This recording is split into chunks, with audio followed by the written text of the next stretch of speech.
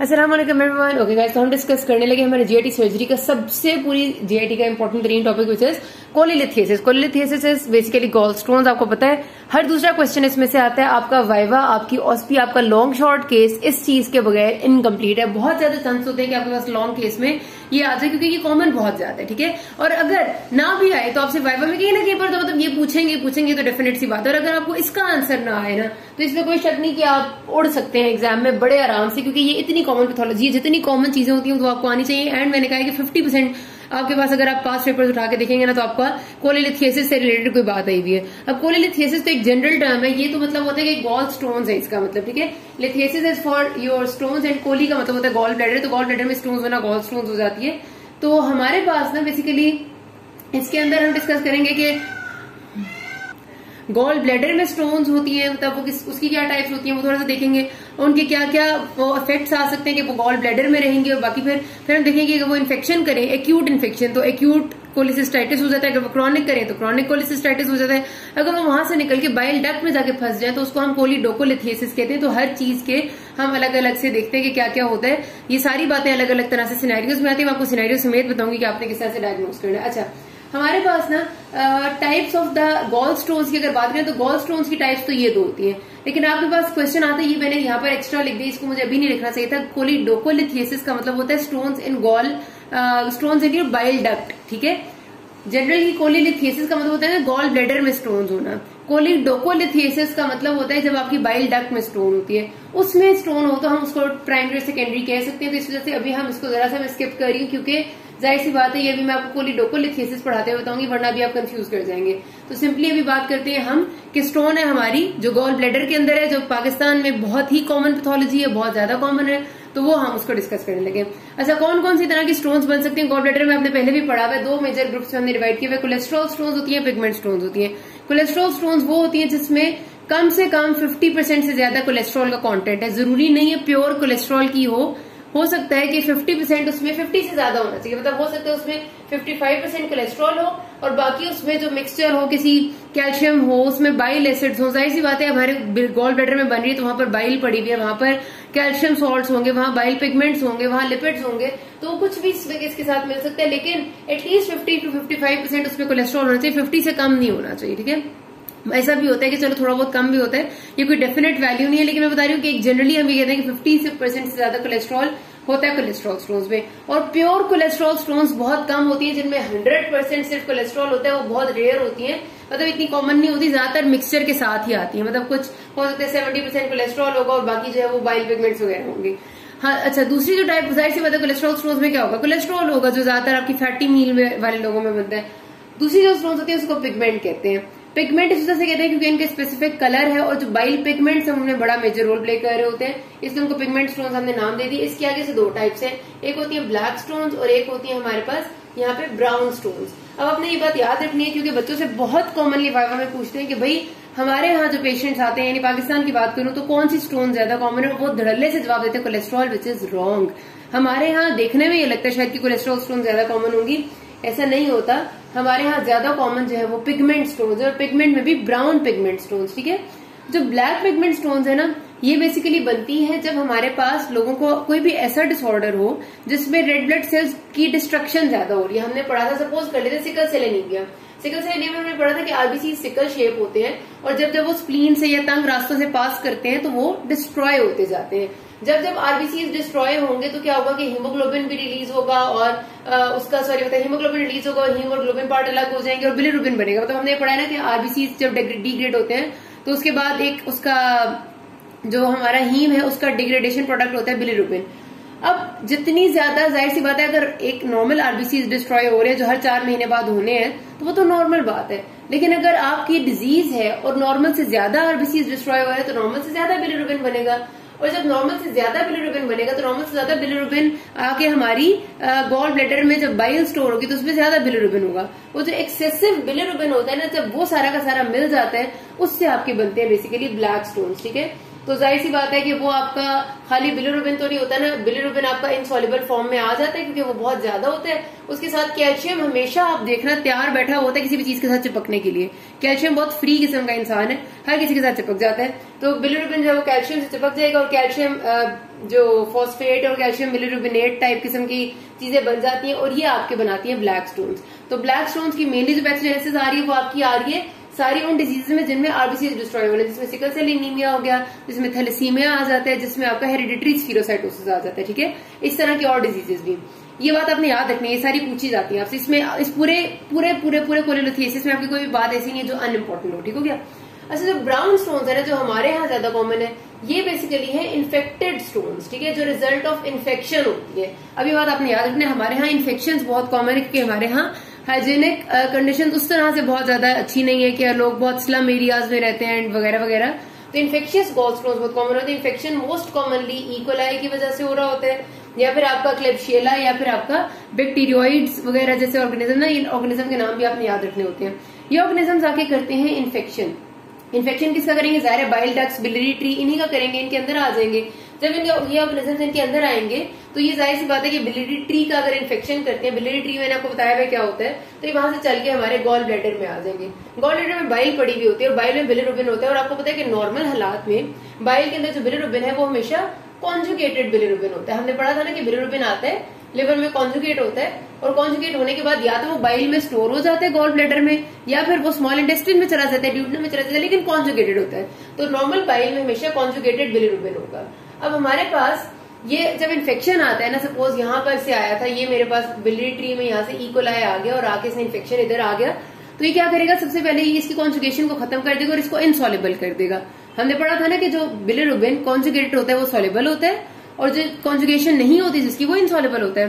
तो insoluble bilirubin यहाँ पर जब आके प्रेजेंट होगा तो फिर वही वाली बात हो जाएगी कि इनसॉल्युबल बिलिरुबिन जिस तरह यहाँ ब्लैक स्टोन्स में हमारे पास ज्यादा प्रेजेंट था, तो वो क्या करेगा? वो कैल्शियम के साथ, कैल्शियम फॉस्फेट के साथ और डिफरेंट सॉल्ट्स के साथ आके यहाँ पर कॉम्बिनेशन बनाता रहेगा। और वो जो कॉम्बिनेशन बनाता है इनसॉल्युबल बिलिरुबिन, वो इनसॉल्युबल होने की वजह से आहिस्ता आहिस्ता एग्रीगेट करता जाता है और यहाँ पर स्टोन बन जाती है। ठीक है, तो these stones are basically form उसी तरह से होती है कि आपका बिलिरुबिन इनसॉल्युबल होता है, अनकॉन्जुगेटेड होता है, और वो डिफरेंट सॉल्ट्स के साथ कंबाइन करके एग्रीगेट्स बना देते हैं। लेकिन शुरू से पैथोजेनेसिस डिफरेंट होती है। ब्लैक स्टोन्स में शुरू से पैथोजेनेसिस इसलिए आ रहा है क्योंकि यहाँ पर रेड ब्लड सेल्स डिस्ट्रॉय ज्यादा हो रहे हैं ड्यू टू एनी डिजीज। और यहाँ पर क्यों आ रहा है? क्योंकि इन्फेक्शन हुआ है और इन्फेक्शन ने बिलिरुबिन को अनकॉन्जुगेट कर दिया। तो ये सारी की सारी बातें आपसे पूछते हैं। अच्छा जी, हमारे यहाँ कौन सी कॉमन है? ब्राउन स्टोन ज्यादा कॉमन है। अच्छा, अब हमारे पास क्या क्या कॉन्सिक्वेंसेज होते हैं इन गॉल स्टोन्स के अगर ये अनट्रीटेड रहेंगी? तो हमारे पास ये आपने इस तरह के लफ्ज आपको याद रखने होने होते हैं कि GB stands for gall bladder, CBD stands for common bile duct. अगर गॉल ब्लैडर में रहेंगी तो क्या क्या खराबी कर सकती हैं? बहुत सिंपल सी बात है, इसमें कोई याद रखने वाली बात नहीं, सीधी सीधी खुद से लिखने वाली बात है कि सबसे पहली बात तो एसिम्प्टोमेटिक। अब ये भी बहुत बड़ा ब्लंडर होता है। पता है क्या करते हैं बच्चे? उनसे पूछते हैं गॉल ब्लैडर में स्टोन्स अगर रहेंगी अनट्रीटेड तो क्या क्या हो सकता है? या अल्लाह, वो सबसे पहले कहते हैं एक्यूट कोलिसिस्टाइटिस। वे खुदा के बंदो, इतनी कॉमन सी बात है कि हमारे यहाँ 80% से ज्यादा आबादी तो ऐसी है जिसके पित्ते में पथरी पड़ी भी होती है, और उन्होंने सारा साल से उन्हें पता होता है पथरी पड़ी पर वो कुछ नहीं उन्हें कह रही होती। बहुत ज्यादा लोग ऐसे हैं, कितने तो अनस्क्रीन्ड होती हैं, खासतौर पर फीमेल्स, और बहुत सारी ऐसी जो नॉन फीमेल्स होती है जिन्हें पता होता है पित्ते में पथरी, उन्हें कभी दर्द नहीं हुआ होता, कुछ भी नहीं होता, एसिम्प्टोमेटिक होती है, वो कुछ नहीं कराती। तो कभी भी नहीं पहले बोलना होता कि एक्यूट कोलिसिस्टाइटिस होगा। हमेशा याद रखना है कि पहली चीज आपने बोलनी है कि गॉल ब्लैडर में अगर अनट्रीटेड गॉल स्टोन रहेगी भी तो सबसे ज्यादा उसका जो कॉन्सिक्वेंसेज है, मतलब क्या रहती है, वो एसिम्प्टोमेटिक होती है। मोर देन 80% एसिम्प्टोमेटिक होती है, वो कुछ नहीं कह रही होती, कभी सिम्टम नहीं आया। तो पेशेंट को जिंदगी में कभी दर्द नहीं हुआ होता, वो तो एब्डोमिनल अल्ट्रासाउंड किसी और मकसद से करा रहे हो तो उन्हें पता चल जाता है कि पथरी है, या शायद जिंदगी में एक दफा हुआ था, दोबारा कभी हुआ ही नहीं दर्द, ऐसे से तो मोस्टली एसिम्प्टोमेटिक है। उसके बाद आपके पास आता है कि गॉल ब्लैडर में अगर स्टोन है तो वो सबसे पहले क्या कर सकती है? एक्यूट कोलिसिस्टाइटिस कर सकती है, यानी एक्यूट इन्फ्लेमेशन। हो सकता है कि वो एकदम से एक्यूट इन्फ्लेमेशन ना करे और आहिस्ता आहिस्ता हल्की हल्की इन्फ्लेमेशन करते रहे, यानी क्रॉनिक कोलिसिस्टाइटिस कर दे, यानी फाइब्रोसिस कर दे। एक्यूट कोलिसिस्टाइटिस के ही सीक्वेले में आता है कि अगर वो भी ट्रीट ना हो, आहिस्ता आहिस्ता पस कलेक्ट होने लग जाती है, उसको हम कहते हैं इम्पाइमा ऑफ द गॉल ब्लैडर, तो वो भी आप लिखेंगे। कभी कभी ऐसा होता है कि आपको पता है, हमने पढ़ा है, हम सिंपल सी बात कर ले कि हमारी नोज में जब भी कोई इरिटेंट जाता है, हम नॉर्मल सांस ले रहे हैं, कोई इरिटेटिंग फैक्टर नाक में जाता है तो एकदम से हम कहते हैं कि हमें स्नीजिंग सी होने लग जाती है, या फिर हमारी नोज में म्यूकस प्रोडक्शन इंक्रीज होने लग जाती है, जिसको हम कहते हैं कि नाक बहने लग गई है। ठीक है, same is the case here कि अगर आपकी गॉल ब्लैडर में एक स्टोन पड़ी हुई है तो जाहिर सी बात है कि गॉल ब्लैडर में जितना हमारा म्यूकोजा है उसको इरिटेट कर रही है, वो इरिटेशन की वजह से गॉल ब्लैडर म्यूकस सिक्रीशन ज्यादा करने लग जाता है। कभी कभी म्यूकस इतना ज्यादा हो जाता है कि पूरी एक म्यूकस फिल्ड कैविटी बन जाती है गॉल ब्लैडर के अंदर, तो उसको हम कहते हैं म्यूकोसील ऑफ द गॉल ब्लैडर। तो ये भी एक सीक्वेले होता है गॉल स्टोन का। ठीक है, जिस तरह मर्जी लेके चलना चाहे।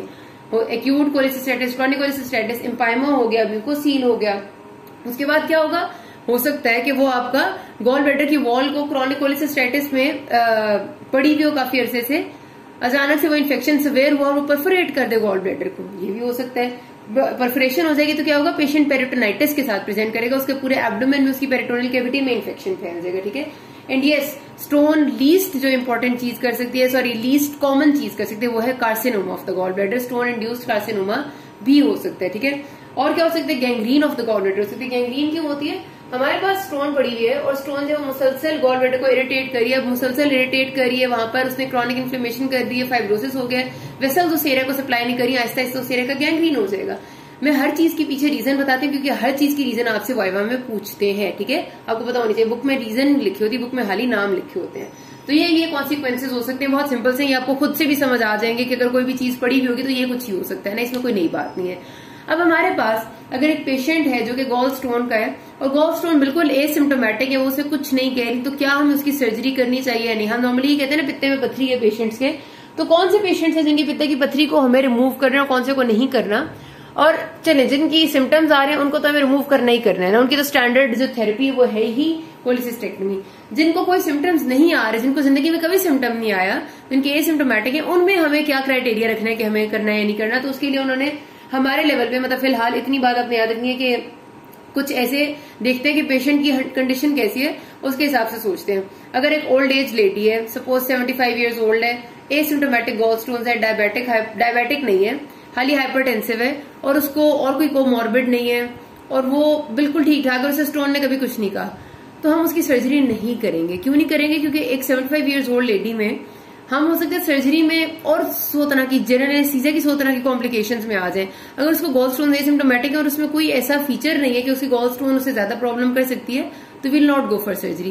क्या क्या चीजें जब हमने सर्जरी करनी ही करनी है पेशेंट की, चाहे गॉल स्टोन एसिम्प्टोमेटिक हो, उसके लिए मैंने निमोनिक बनाया है फैलेट बी के नाम से, ठीक है। आप लोग अपना निमोनिक बना ले, कोई इसमें हार्ड एंड फास्ट रूल है, मेरा पर्सनल बनाया हुआ है, इसमें कोई ऐसी बात नहीं। मुझे बस ये था कि याद रखना होता है ना, क्योंकि ये बात हमने लिखनी होती है, पेपर में सवाल आता है, तो इस वजह से मैंने इस तरह लिख लिया। क्या क्या इससे, हमारे पास पेशेंट एसिम्प्टोमेटिक है, बिल्कुल एसिम्प्टोमेटिक है, उसे पित्ते की पथरी है, हम उसकी सर्जरी करेंगे अगर उसमें ये चीजों में से कोई भी चीज हुई।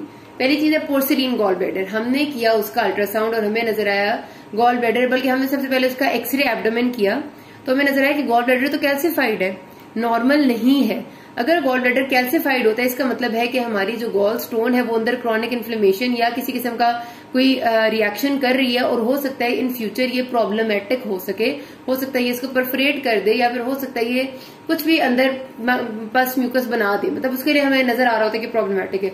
तो अगर गॉल ब्लैडर पोर्सिलीन है, पोर्सिलीन का मतलब है कैल्सिफाइड, जो आपको सिंपल एक्सरे पे भी नजर आ जाता है, तो आपने सर्जरी करनी है। H स्टैंड्स फॉर अगर पेशेंट हेमोलिटिक एनीमिया का पेशेंट है। क्यों, अभी मैंने आपको बताया कि हेमोलिटिक एनीमिया का मतलब होता है कोई भी ऐसी डिजीज जिसमें आरबीसीज ज्यादा टूट रहे होते हैं। उस डिजीज में जाहिर सी बात है कि वैसे ही आरबीसीज ज्यादा टूट रहे हैं, बिलिरुबिन ज्यादा आ रहा है, तो स्टोन्स नहीं बनने के चांसेस भी बहुत ज्यादा हैं। तो ऐसे में हम क्या करते हैं कि हम उस जगह को ही रिमूव कर देते हैं जहां पर स्टोन्स बने। इस तरह क्या होगा, बिलिरुबिन आएगा भी तो वो उस जगह पर स्टोर ही नहीं हो सकेगा, वो खुद ही चला जाएगा। तो इस वजह से हम ऐसे पेशेंट जो हेमोलिटिक एनीमिया की डिजीजेस के पेशेंट्स होते हैं, सिकल सेल एनीमिया वगैरह वगैरह, इनमें भी हम रिमूव कर देते हैं अगर गॉल स्टोन्स हो तो। ए स्टैंड्स फॉर एज, बहुत यंग में, अगर बहुत यंग पीपल होते हैं, बच्चे होते हैं खासतौर पे, और वो लोग जिनकी फैमिली हिस्ट्री बहुत स्ट्रांग होती है गॉल स्टोन्स की, उनमें भी हम कोशिश करते हैं रिमूव कर दें, क्योंकि हमें पता होता है कि यार ये इनको तंग कर सकती है, ठीक है। और बच्चे जाहिर सी बात है बहुत छोटे होते हैं, तो उसमें भी हम रिमूव करना जरा मुनासिब समझते हैं। एल का मतलब होता है अगर आपने कोई लेप्रोटमी की हुई है पेशेंट की, मतलब आपने उसका एब्डोमेन खोला है किसी और रीजन से, सपोज उस पेशेंट को कोई इंटेस्टिनल ऑब्स्ट्रक्शन थी और आपकी उसकी सर्जरी करनी पड़ी है, आपने उसके लिए उसका एब्डोमेन खोला हुआ है और आपको नजर आ गया कि गॉल ब्लैडर में स्टोन्स है।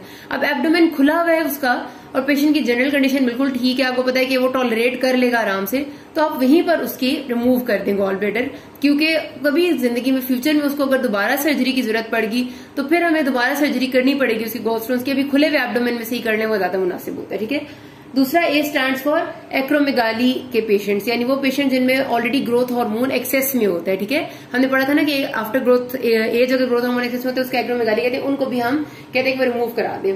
अच्छा, D stands for diabetic. Diabetics में अगर गॉल स्टोन हो तो रिमूव करते हैं, डायबिटिक्स में बहुत सारे प्रॉब्लम्स बन सकते हैं।